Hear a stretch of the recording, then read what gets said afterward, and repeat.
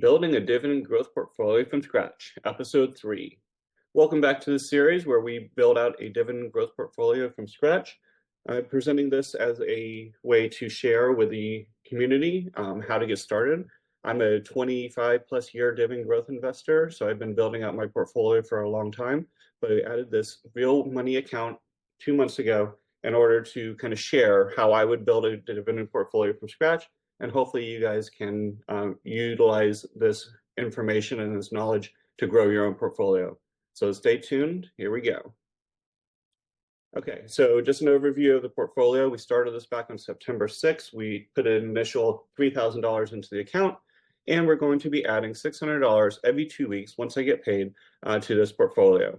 Right now, we have about 13 positions in this portfolio, but I'm going to be ultimately adding additional companies and ETFs to get up to around 20 holdings total in this portfolio. All right, looking at the current portfolio, here are the names that we discussed last time, but we do have one new holding for this episode that I'm going to talk about in detail later that's not listed here. But prior to this episode, we had Google, Lowe's, Costco, Chevron, BlackRock, AbbVie, Lockheed Martin, Air Products and Chemicals, Agri Realty, Microsoft, NextEra Energy, and our only ETF, SCHG, the Schwab US Dividend ETF. So we're going to talk about a new holding in just a minute, and you can see what I added to the portfolio. If you remember from previous episodes, we have a watch list that we're keeping track of to identify new holdings. And so utilizing that watch list, I identified a new holding that we added to it. All right, so before we do that, let's talk about some dividend news. So we had 2 dividend raises since the last episode. We have Agri Realty, which is our real estate holding. They increased their dividend 1.2%. So obviously that's not a huge increase, but they do pay monthly, and sometimes they do increase their dividend more than one time a year. And so the payout is actually right now today. And so that was a nice addition to the portfolio. And the second dividend news that we have is AbbVie, ABBV, raised their dividend 5.8%. So that was a great increase, and that definitely helped add to our total portfolio balance. All right, so now we're going to take a look at the overall portfolio just to show how it's done since we started the account, my holdings, the dividends, everything that goes along with it. So instead of using Google Sheets, I'm going to be starting to use the dividendtracker.com to track this portfolio. It's a great resource that allows you to upload your particular holdings and keep track of when you buy it and what the yields are and how the stock is doing. There's a lot of great features, which we'll talk about today.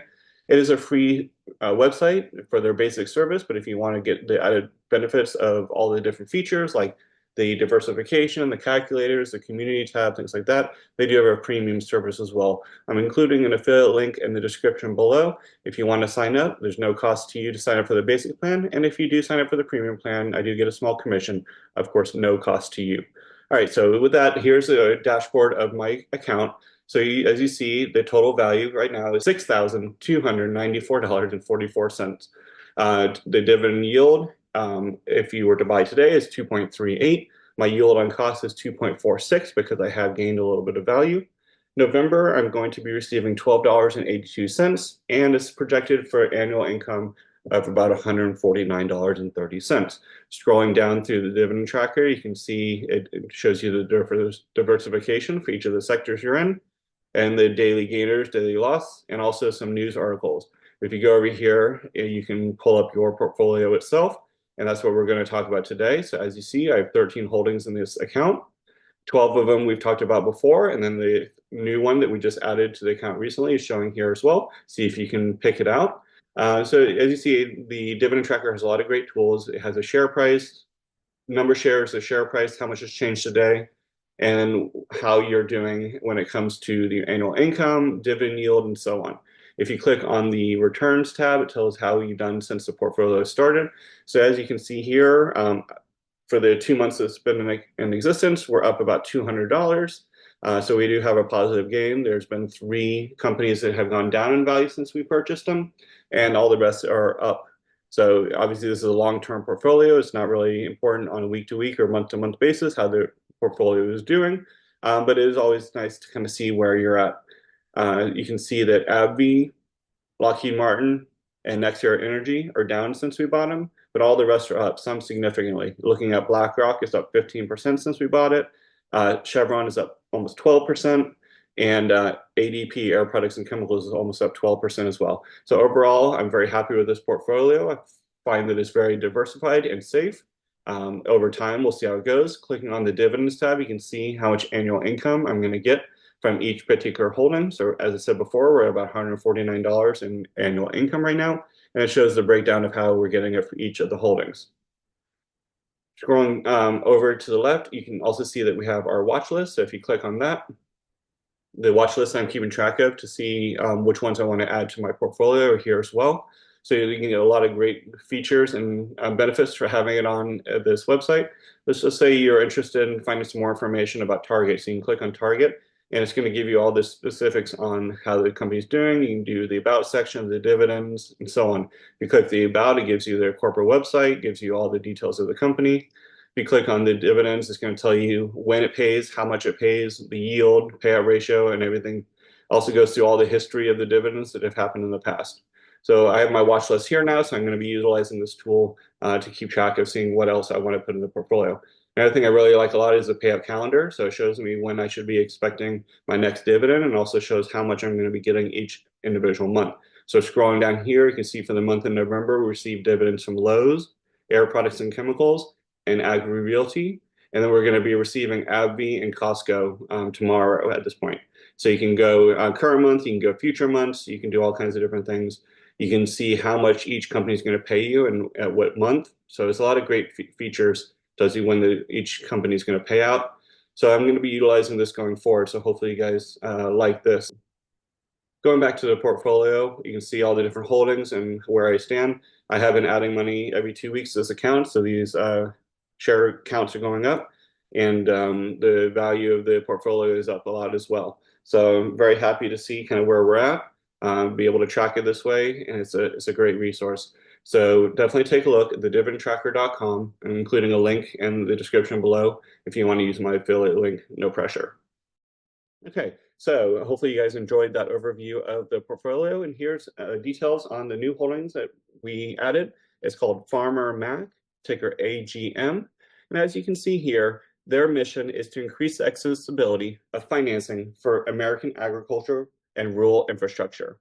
So they operate in the secondary market for credit in those industries. They provide financial solutions to a broad spectrum of customers supporting rural America, including lenders, agribusiness, and rural electric cooperatives. They help position to facilitate access to financing that fuels the growth, innovation, and prosperity in the rural and agricultural communities. So let's look at some of the details. So they are a publicly traded company with a mission to increase the accessibility of credit for American agricultural and rural infrastructure. They lower the cost for the entire sector by being that secondary source of funding. They do provide a secondary market to a diverse customer set, which we'll talk about later, offering a wide range of products and solutions. And they are rooted in the following values: innovation, passion, integrity, excellence, and relationships. So they were initially chartered back in 1988, and they have since grown significantly. They were publicly listed in 1999, and as of today, they have business volume of nearly 30 billion. So their operating model is quite unique. So they are not the direct lender, but they do provide financing for the lenders who do loan to the agribusiness and the rural companies. So you'd have your financial institutions that make the loans out to the borrowers, and then those financial institutions can sell the loans or get secondary financing through Farmer Mac.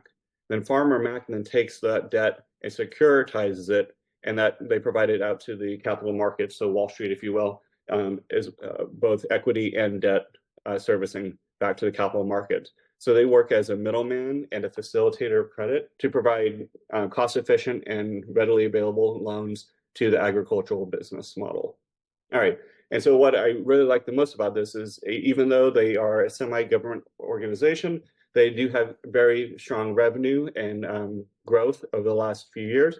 As you can see, their 10-year compound annual growth rate is around 14%, and that beats out the S&P and the S&P financials over that time. So again, as we mentioned earlier, they have strong underlying fundamentals, good business model, they provide low-cost access to the debt markets. They have a diversified business line, and they have consistent credit underwriting standards to keep their loans safe, if you will. Okay, so they do four different types of financing. They do farms and ranches. They do corporate ag financing, and they do rural utility financing, and they also do renewable energy financing. So that's one big thing that's happening in the rural market is instead of farming, they will have wind farms and solar farms and things like that. And sometimes they do that in addition to growing actual crops. So Farmer Mac is included in that financing for those renewable energy. And if you guys know anything about me, I'm very excited about the future of renewable energy. So there's just one extra thing that I love about this particular company. All right, so let's look at some of the metrics. So over the last 5 years, they have a total price return of 152%, which is not including dividends, but that's an excellent return. The current PE ratio is 13.36, so it's relatively inexpensive, and has a beta of just over 1. If you remember from my previous videos, my goal of this portfolio is to keep the beta under 1. So while this is a little bit high when you average out amongst all the other holdings that I have, we're still under that 1 beta, which is the volatility of the market. So the market beta is 1. So they're going to have the next ex-dividend date in about a month.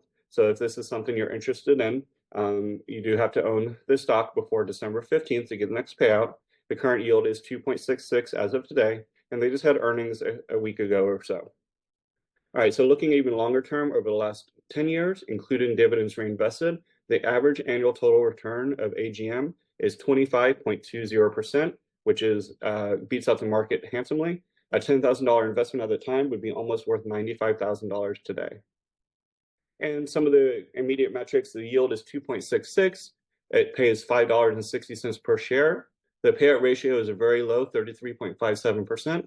And their dividend growth rate over the last 5 years has averaged 14.61.